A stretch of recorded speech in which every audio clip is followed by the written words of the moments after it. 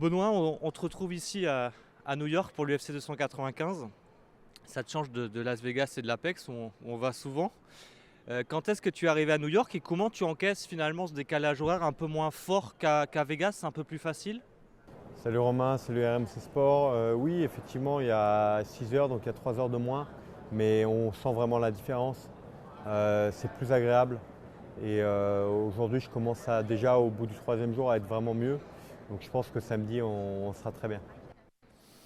Est-ce que le fait d'être en main card d'un UFC numéroté, ça te change quelque chose en termes de sollicitation, de demande médiatique, de quotidien de Fight Week?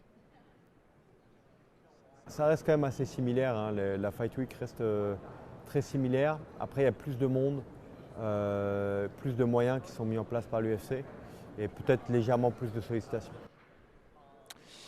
Comment s'est passé globalement ton camp d'entraînement à Bayonne?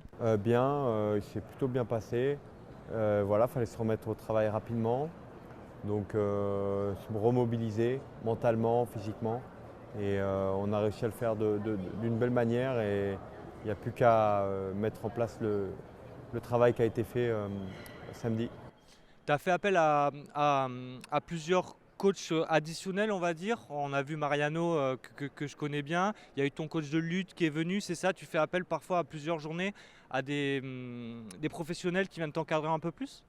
Oui, j'ai le bonheur d'avoir un staff très complet et complémentaire.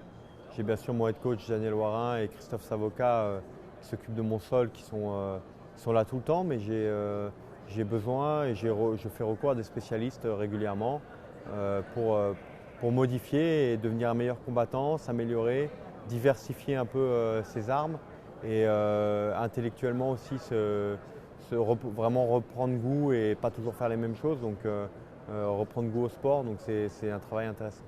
Alors justement, c'est ton troisième combat en 5 mois. Est-ce qu'on tombe finalement pas dans une sorte de routine, le camp, les voyages, les médias? Et ou est-ce que l'objectif final fait qu'on doit sans cesse se renouveler en fait? Comment tu fais pour éviter cette routine?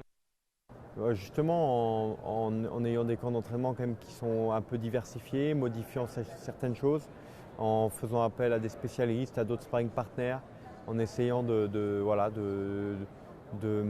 intellectuellement de s'épanouir en mettant en place des choses un peu variées. Mais le gros du travail reste le même, hein. Il ne faut pas se leurrer, hein. Ça reste un travail dur et acharné et 80% du job reste la même. Donc c'est pour ça qu'on prendra sûrement des vacances après ce combat.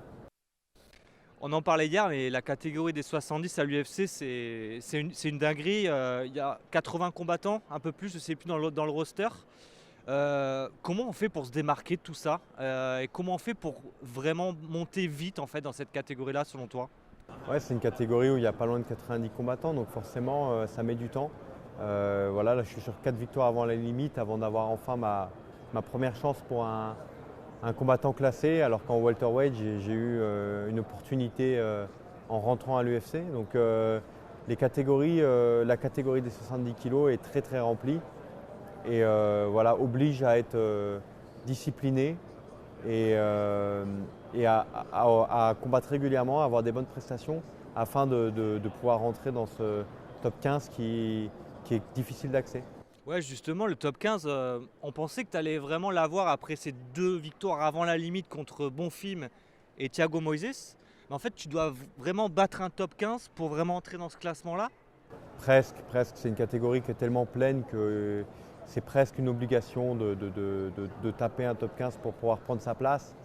Ils auraient pu me mettre 15e. Il y a différents sites de classement qui me référencent entre la 12e et la 20e place. Donc je sais que je suis pas loin, mais c'est une victoire qui me permettrait de rentrer et c'est important.